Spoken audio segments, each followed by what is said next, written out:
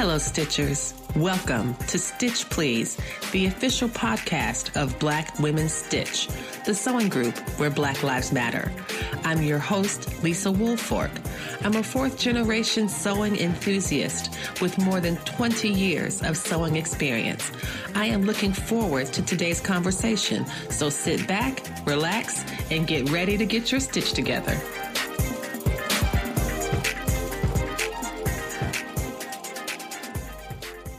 Hello, everybody, and welcome to the Stitch Please podcast. I am so happy to be here. I am your host, Lisa Woolfork.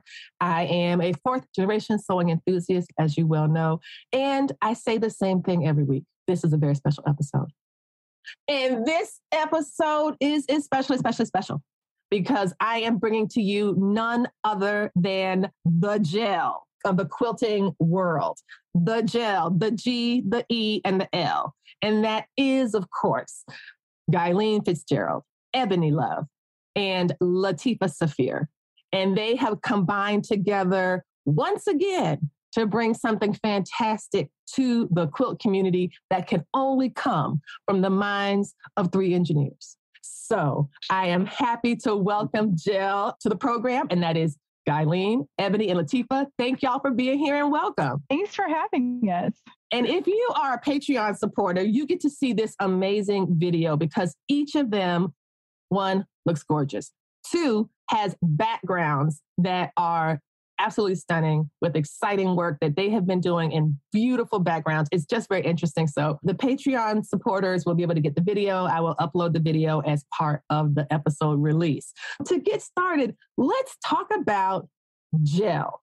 How did gel get started? Now, of course, there could have been so many other, you could put GEL together in, I don't know, y'all do math. I'm sure there's like a formula that could tell how many ways you can mix three letters together and get three different outcomes. Who knows? Y'all might have put this in some kind of computer program that you all just happened to quickly design to see what was the best sounding name could come up. I don't know. So tell me about how you got to gel. When we started working together, we specifically came together to plan our very first mystery quilt. And we thought, you know what, if this really works out, it would be great if we had something that identified us as a group. And even if we added other quilters in the future or whatever, just something that identified the three original quilters that started it. So we did play around with the letters of our name. That was kind of the easiest way. And gel is just like a really cool word. And I think it really describes our experience from the first year with our very first mystery quilt. We really gelled and we really came together. And it was so seamless and so easy. And like it really, really worked, which is a great place for us to start out together as well. The thing I love about gel is that you're right. It's a fun word. It's a noun. It's a verb. It does so much. And also, you know, Black girls like to put gel on our hair. It's like, it's all in the good, really. This really worked out really, really beautiful. So thank you for sharing the origins of that. Now you have to tell us, was the first activity that you all did together as a group, was it the parallel mystery quilt that you designed and started for 2021? How did that go? I remember talking about it. You all were on episode 45 of the podcast, and everybody, I'm going to include a link to episode 45 of the podcast in the show notes so that you can get to it and see more about the origins of that particular quilt project. But how did it turn out? Like, were there any exciting surprises? How did it go? Well, from our perspective, it went well. I think from the beginning, because we were in COVID full swing, we were under God's grace the whole time. I mean, things were on such back order and we were getting things nick of time. And we did a way to kind of stall a little bit by adding in, we wanted to start January 1, no matter what, but we didn't have everything we needed to start. So we designed mini projects so we could start January 1, and we gave them 3 extra weeks. And that turned out to being so powerful that this time 3 weeks is included. From a mystery, people were very hesitant. They had never done mysteries, and it builds a lot of anxiety. But we were able to introduce our tools, introduce a teaching style and a project, a little mini project, so that they could get some proficiency before the real McCoy started in 3 weeks. So that delay that was just a COVID event, and we were just thinking on our feet of what we can do, worked out so well that, I mean, and it's His grace. I mean, I wish we thought of that way up. Yeah, we should have done X, Y, Z. No. We were stalling for time and we just need to make this happen. It all worked out. And now it's part of our formula because it was so successful to do that. It's so exciting to hear that because sometimes when you get stuck in a situation, it can be challenging to find a way to think yourself out of it. What I find so impressive is that you were confronted with a situation beyond your control and you had a responsibility to present information to a group of folks who trusted you to come on this journey. And not only did you devise something that was a stopgap, as it were, it actually turned out to be structurally important for the project. And I wonder if you could think, maybe Ebony, since you haven't had a chance to chime in yet, I'll give you the hardest question. Isn't that an engineer's job, right? Engineers, that there's a problem. Again, I'm always amazed that all three of you happen to be engineers. I love that. Can you talk a bit more about how engineering and problem solving shaped the way you were able to launch forward with the Parallel Mystery Quilt? Because some folks would be really daunted about, wow, we have these signups but our stuff isn't here and oh no. But you turn that into a huge, not just opportunity, but benefit. So can you say more about it? So I think if there's anything that we have learned over these past 18 months, it is all about resiliency and all about giving each other grace. And I think that what we were able to demonstrate to everyone who was participating is that, hey, you're doing this thing that's unknown. We're doing this thing that's unknown too. And we're leading by example by showing how you pivot and how you take a difficult situation and turn it around and how you can take things that you're not getting the result that you expected.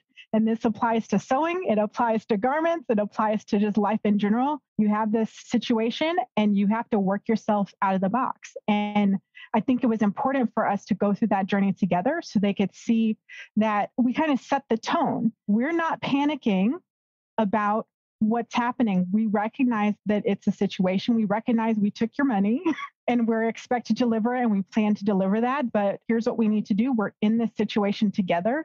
You're not doing this by yourself. We are all going to start at the same time and we will lead you to where you need to go. So just relax and try to enjoy the experience that you signed up for. I think what was just really great is that everybody enrolled. A lot of times we think of engineering as just straight do the math, solve the problem. This is a min-max capacity, right. Process optimization kind of thing. And what it really is it's all about thinking through situations and coming up with solutions. And we can do that together and it's fine. We're here to help. We're here to adjust. We're here to make this situation a fun one. I think that also gave people the comfort level that they were going to get what they signed up for. And we just all kind of relaxed. This year, we tried to mitigate some of that, and now China's out of fuel. So.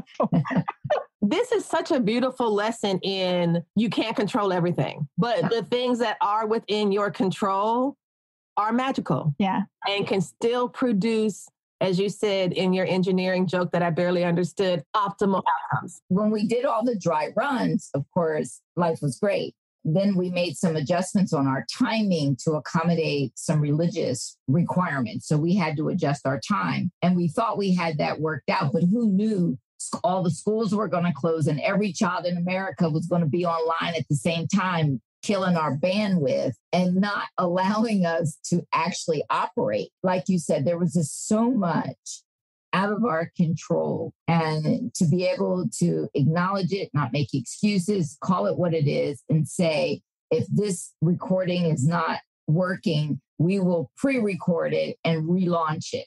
So we kept saying, don't worry about it. Don't worry about it. We're not worried about it because we know we can't control it. We're already frustrated enough for everybody because it was crazy and it didn't matter what time we aired. It's like, is every child, if they're not in school, are they gaming? What are they doing?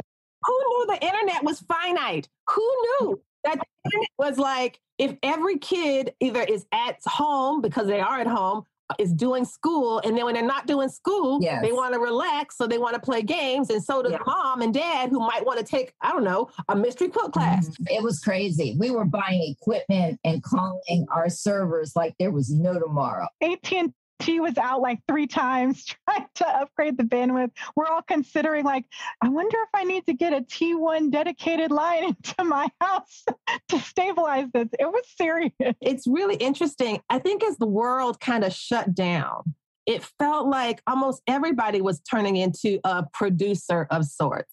And by that, I mean, moms and dads had to become not just employees of somebody else, they had to become homeschool teachers when they had never intended to do so. And so there was so much radical shifting. But at the same time, something I'm so excited about is what came out of it. And for you all to emerge through all these different challenges, stronger as a gel, just is so exciting to me. So it's like the experience had to have some wonderfully redeeming things about it. Otherwise, you wouldn't be back, right? After all of that, ended up getting it sounds like a T1 line directly to your house. Seems like a lot for a house that's run with a family in it. All of these things didn't dissuade you. They were stepping stones, not stumbling blocks. Latifah, what do you think? At the end of the day, we had over 500 quilters who were on this journey with us. And I think it was the community it was really what makes these kind of experiences so special. At the end of the day, everyone was on this journey with us. We weren't the only ones struggling with our internet and bandwidth and streaming and all of this. And the beauty was when we had to pivot, that was the key word. I know. I don't think I ever want to hear the word pivot again in life.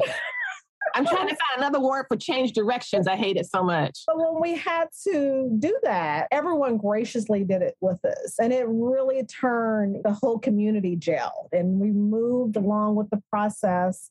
And at the end, we had an established community of people that went on this journey with us and were really dedicated. So a lot of people are ready for round 2. That we're in the process of queuing up right now. And we're just really excited to just keep the momentum going. I think it's just so beautiful to be in a space where you have folks who are taking the journey alongside with you. I think that's something I really think often about for different events that I'm working on or working through is that this is a community, not a commodity. And I use that phrase a lot because I want people to be clear that, yes, this might be an event or whatever, but I'm inviting you in for these different reasons. That's completely different what you're doing. What you're doing is you have created this beautiful community of people who are doing more than just buying a class. It feels like when you have the community aspect and so many people are trying to generate it, without doing the work required for it to work. Because managing a community is effort. It takes considerable effort to do that and to make sure people feel that their voice is included and that their voice is included in all of this. And so I'm so excited to hear that the 500 quilters that were alongside the journey with you aren't just 500 consumers. They're 500 people who you all were sharing space with and continuing to create alongside. And that is just so absolutely beautiful. Do you remember any experiences during the process that surprised you? One thing that I thought was incredibly important of the group, there were several who never quilted before. They were beginner. They weren't even good sewers. And they took that huge leap of faith. And when they start posting their pictures, the whole rest of their Facebook group became the cheerleaders and just spurred them on to those finishes and gave them that sense of confidence. Yes, you can do it. Don't worry about that. One of the things that Ebony brought, her code word was coping strips, that if it's too small, we got coping strips. You can add this on and cut it down. Don't worry about it. Just keep going. But that wiggle room, for me, it was a mystery, it was a challenge, and it was a modern quilt. But when you have newbies that barely know their machines coming on and able to produce the product, and then yet you have skilled, competitive quilters producing it, and you have that, and it says something about the design and about the group willing to help each other. I absolutely agree. I did not realize that you have folks who were super, super newbies. We don't teach necessarily really easy techniques necessarily, but all 3 of us are experienced as teachers to where we can take you step by step. So I have the saying where Nothing is difficult if you take it one step at a time. So a lot of people looked at curve piecing. That was my area last year as being difficult. Or Gyleen teaches butterfly seams, which is very, I guess a lot of people think about it as like a Y seam, but it's her technique for teaching it. And Ebony has her techniques, and we all came together, but we take it step by step by step. And it's like everyone in this group can do it. And they trusted us enough to believe that they could. And it was kind of amazing to see the process happen. And that's the beauty of a mystery quilt too. And I hear this a lot because I do mystery quilts otherwise. But the message is if you see the quilt before it starts, you will talk yourself out of doing it. We had people say that too, Ebony, right? Yeah. Yes. I've seen this before. If I had known where you were taking me before I signed up, I never would have signed up. But I'm so glad that I did sign up and that I did this project, because the beauty of the mystery quilt is that you can take somebody on a journey and take them to a place that they weren't expecting, that they didn't know that they could get to. And it helps build confidence and, just all kinds of things that you don't really necessarily think about quilting. But I feel like, especially in this environment, it's important for people to get wins, no matter how small that win, might be, whether it's learning a new technique or nailing their 1/4-inch seam or learning how to put on coping strips. And how do I problem solve if this is wrong? How do I cope with putting my block in upside down? Just keep going, So many life lessons just in this thing we call sewing. And one of the things I appreciate, and Gyleen, you mentioned grace before, the idea of even to have the concept of a coping strip, right? That could even be a thing. Like, hey, you have all that you need to solve this problem. Don't worry about it. Just a coping strip. Use a little or use a lot. Whatever you need. It's okay. That is so wonderful because, Latifah, you mentioned trust, that people trusted you to kind of go on this journey with them. But what I find so remarkable about your teaching, that all of you have encouraged quilters and the folks in your class to trust themselves. And I think that is such a big deal in sewing and in life. Because I have talked to a lot of different sewers and they all seem to have fears of something, like fears of making a bra, fears of sewing with stretch material, fears of making an umbrella. And I think quilting seems to be super fearful. I remember when I was first starting out like 20 years ago, it was like people who were explaining to me, like if I didn't have a perfect 1/4-inch seam, it would be like I would fall off the earth and never touch a sewing machine again. I was like, I don't know why this is this way. Is it gendered? Is it because women are supposed to be? I don't know what it is. I resented it from the beginning. I was like, I really don't think it's the end of the world if this doesn't go this particular way. But all the patterns that I was using, all of them had very, very strict things. And so it doesn't inspire for someone who is easy to talk themselves out of things. These strict rules make it that much easier to do so. It's like, well, no, I can't do it. I'm not perfect. I would never be chosen in a juried show. I'd never put my quilt into a juried show because I don't have that kind of perfection or whatever.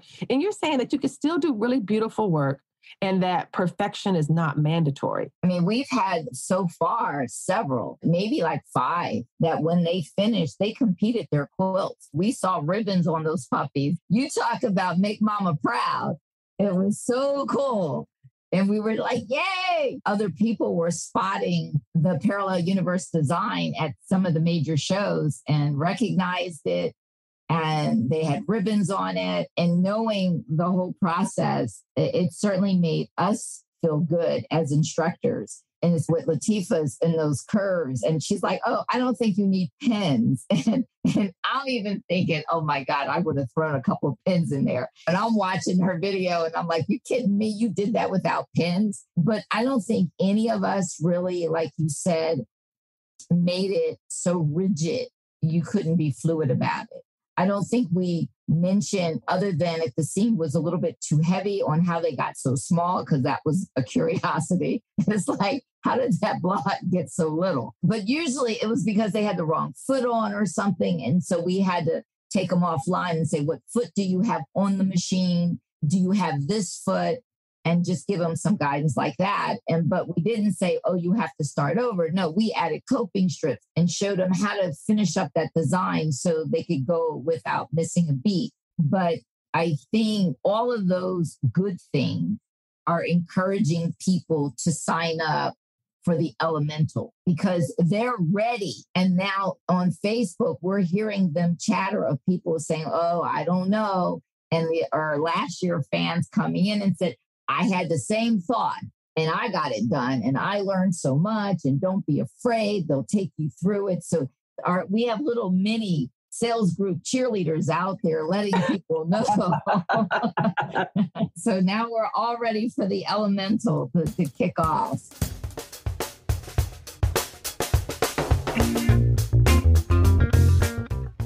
The Black Women Stitch 2020 wall calendar is bigger and blacker than ever. Not only is the calendar about 15% larger than last year's calendar, it still remains jam-packed with so much wonderful history about Black women's history, sewing history, and activist history.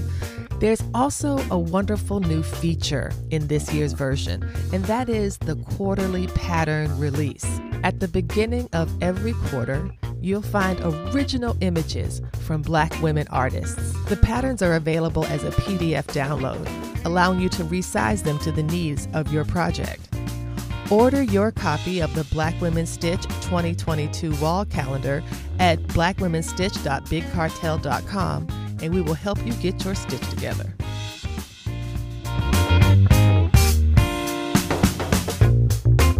Elementals, I want to hear about it. I want to hear what's happening. When I think elementals, of course, I think of Earth, Wind, and Fire because I'm a Black girl who was born in the 70s. We could do a whole nother podcast episode about the 1970s music and how now it's classified as oldies. But at least oldies but goodies.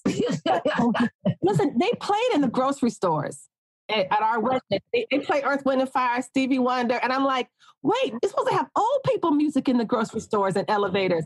Why is Earth, Wind, and Fire and Stevie Wonder? I don't like it. It's not old people music. That's young people music. But Ebony came up with the name of the new one, and she was responsible for the lead concept this time. Yes. So tell us, Ebony, get into it. Yeah. So it's interesting just how these things they kind of flow together. So this year we're using a fabric collection called Forecast, which is all about the elements of weather. And so that kind of formed the basis of kind of the concept for the quilt. But then we also thought of, well, what else does elemental, mean? It's geometry. It's back to basics. It's diving things down to their core and stripping out all of the excess and just getting to what is that core? What is the essence? And so I think that that's just how that came together. And then from a design perspective, we took a little bit of a different design approach. I don't know how much we want to hint about that, but it's not the same approach that we took to the design last year. So there's some twists happening, in there. And I think in the beginning, we lost sight a little bit of what we were trying to do. And I think we put too much pressure on ourselves, right? Like this has to be better than what it was before. And therefore we have to add this, and this, and do this. No, make that turn, make that spin. And so it got to where it was like, we couldn't see the quilt anymore. And we were almost competing. The sections were just kind of competing with each other. And we actually took a step back and we're like, let's go back to basics. Let's strip it. Let's simplify. Let's pull back. What is that saying in fashion? Like get dressed to where you think you're dressed and then take something off. Right. And then you're done. Right. You're right. That's right. That's right. We're also each releasing a new, never seen before tool. So we each use our individual templates last time. So we're all introducing a new one that will be used for the very first time in Elemental. So it's pretty exciting. We haven't even shown them yet. We knew when the design was done. You could feel it. It was visceral. It's very organic. When it was done, we knew it. We could see it. We felt it. We were calm and we're like, okay, we got it. It was really good. When it finally was done, you know it, you can feel it. And we're like, yeah, this is Elemental. I am so excited. Because when you said organic about the process of the design process where the three of you got together to figure out what this was going to look like and how it's going to represent the three of you and how the gel was going to put forward its sophomore album, so to speak. And the way that you regrounded yourself in the elements. the way that it's kind of like, I know there's all these beautiful spiritual sayings about, with ancestors and feet on the ground and head in the sky or whatever. This balance between giving yourself some grace, right? Relieving yourself of pressure to like do more and more and more and more and more. And instead to say, you know what?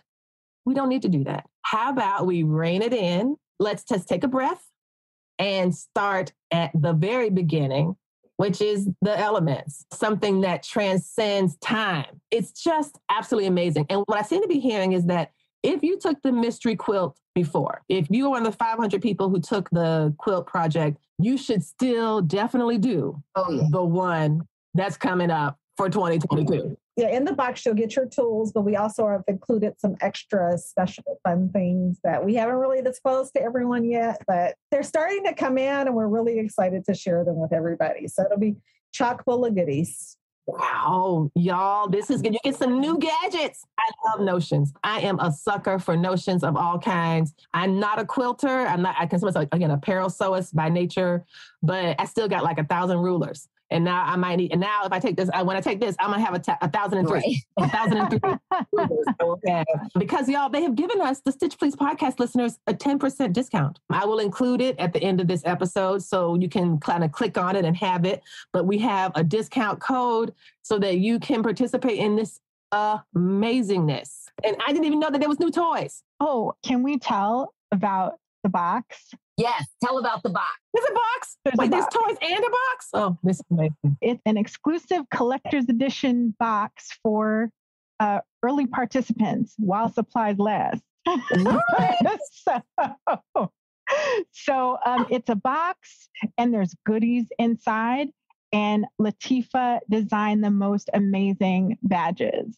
And we also did a badge for last year, because last year there were too many supply issues and uncertainty, so we weren't able to do the goodies. So we designed the badge for last year. So if you did last year's quilt and this year's quilt, you can order last year's badge to come in your box. This is very exciting news. I'm so excited.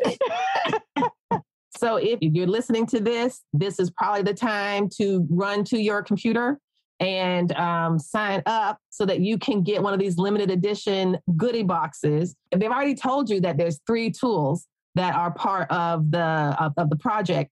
And now they're saying there's a box with other things that are also mysterious, but also amazing. And while supplies last, there is no guarantee that everybody who signs up for this will get a box. Well, when we run out of boxes, we might have to shut things down. When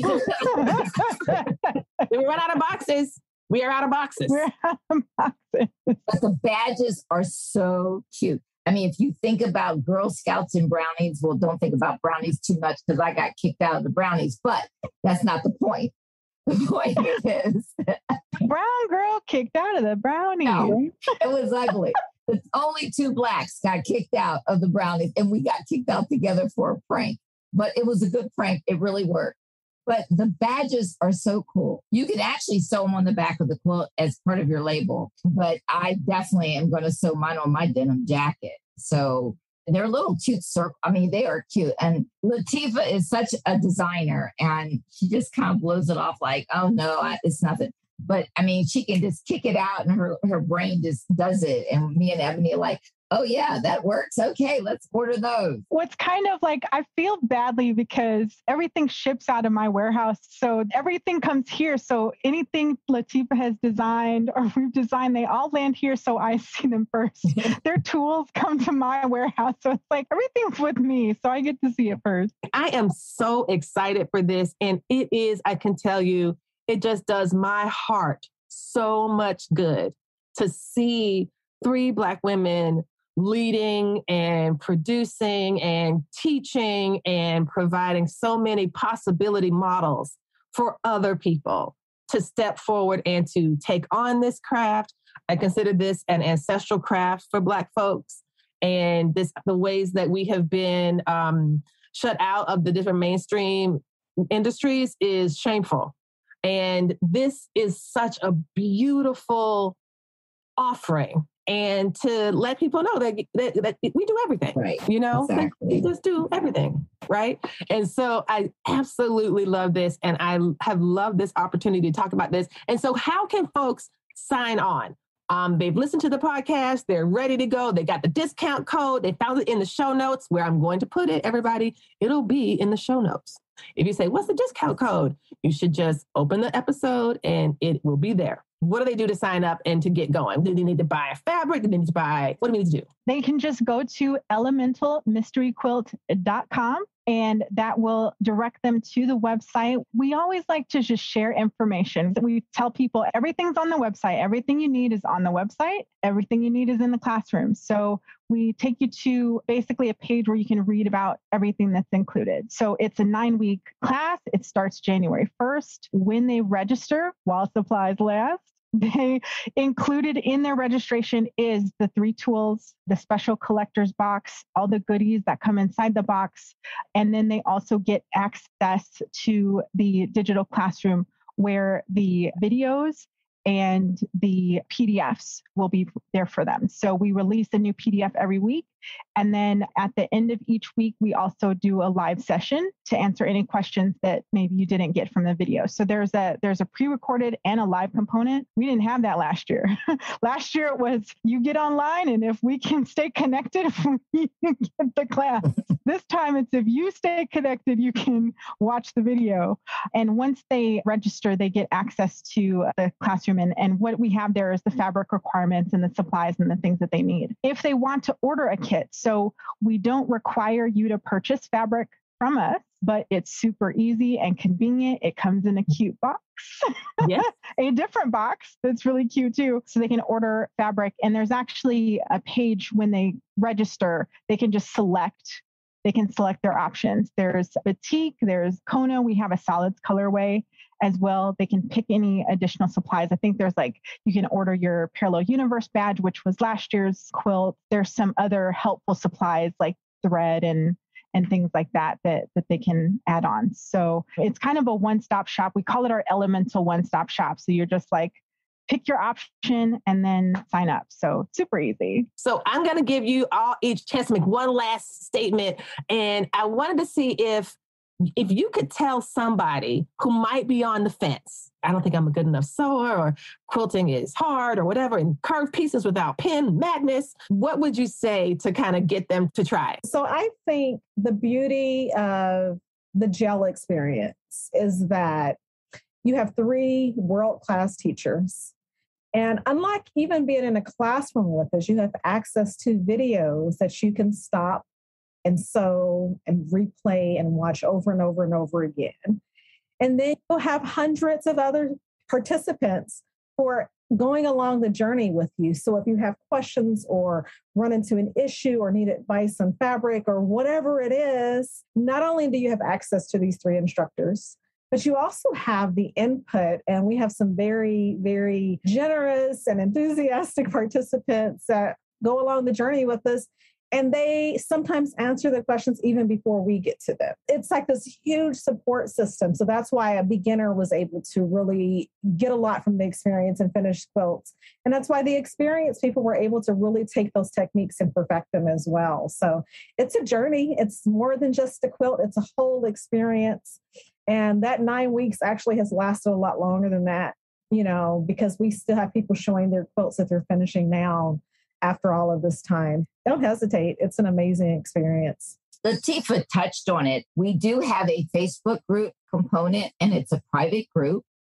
And so we have a gel group that we established on the first one. And so we are having an auxiliary group, let's call it, for everybody for elemental. The more you post photographs, whether you post, if you're hesitant on posting, once you start seeing other people post, then it encourages you to post. You're really buying a 9-week course, and we will be on that page repeatedly, those Facebook pages, that page repeatedly during the day to answer questions if somebody else doesn't beat me to the punch. But here we are almost 10 months later, and we're still visiting those pages, making sure we still are there to cheer on. Now, we're not visiting as often, but we're still there. We're still answering questions. And all the documentation is still on the classroom platform for those first students. So you have something that you can't really get when you show up in person. I mean, yeah, you get us and you can smile at us and we can hug and smile back,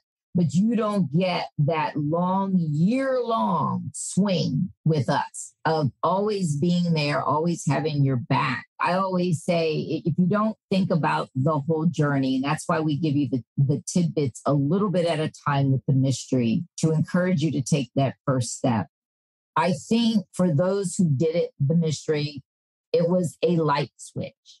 They are forever changed after their experience. That is incredibly empowering. That sounds like what you've done is empower people. Ebony, any last thoughts? Yeah, I think what people are buying, they're not buying a pattern. They're not buying a class. They're buying into a community and an experience that can last as long as they want that experience to last. I think when you look at the quilt, it's not that you have to make the quilt in 9 weeks. Mm-hmm. We are teaching you how to make the quilt over 9 weeks. And so you're free to set your own pace. The documentation is there, the videos are there, the help is there, the communities are still open, so you can work at your own pace. You're kind of brought into this space with other people. And I don't think you can put a price on that. Right. It's something that you need to experience. And if you don't sign up, you miss it.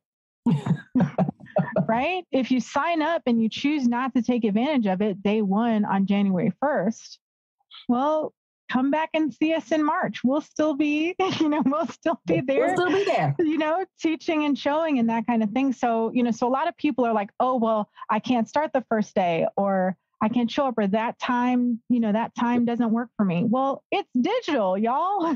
Exactly. You don't have to be anywhere. You can do it in your car if you wanted to. In your car if you want. Don't drive.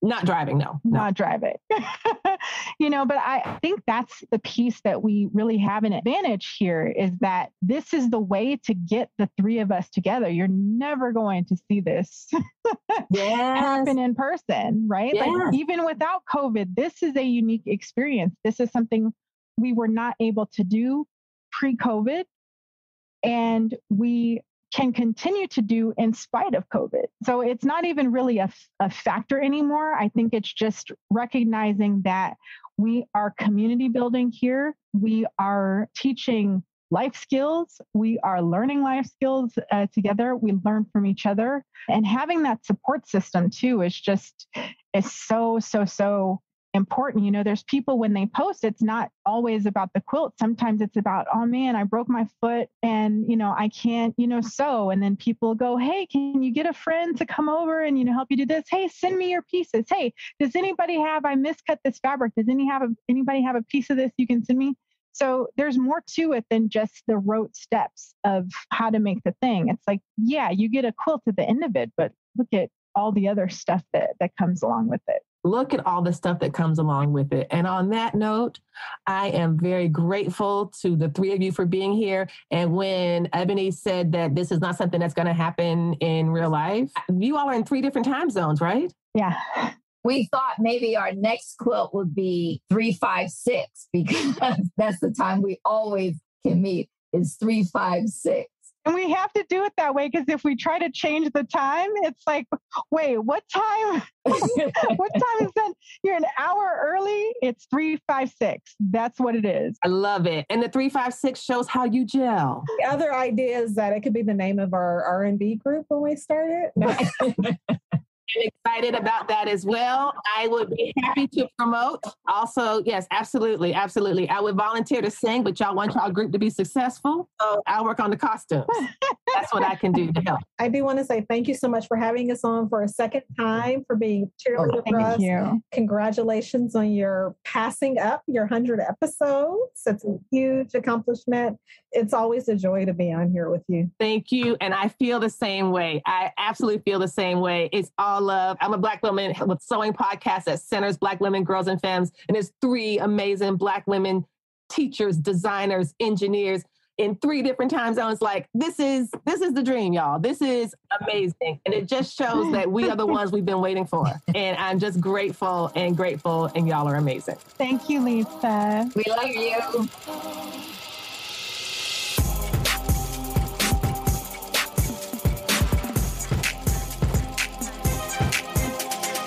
You've been listening to the Stitch Please podcast, the official podcast of Black Women Stitch, the sewing group where Black Lives Matter. We appreciate you supporting us by listening to the podcast. If you'd like to reach out to us with questions, you can contact us at blackwomenstitch@gmail.com. If you'd like to support us financially, you can do that by supporting us on Patreon, Patreon. And you can find Black Women Stitch there in the Patreon directory. And for as little as $2 a month, you can help support the project with things like editing, transcripts, and other things to strengthen the podcast. And finally, if financial support is not something you can do right now, you can really, really help the podcast by rating it and reviewing it anywhere you listen to podcasts that allows you to review them. So I know that not all podcast directories or services allow for reviews, but for those who do, for those that have like a star rating or just ask for a few comments, if you could share those comments and say nice things about us at the Stitch Please podcast, that is incredibly helpful. Thank you so much. Come back next week and we'll help you get your stitch together.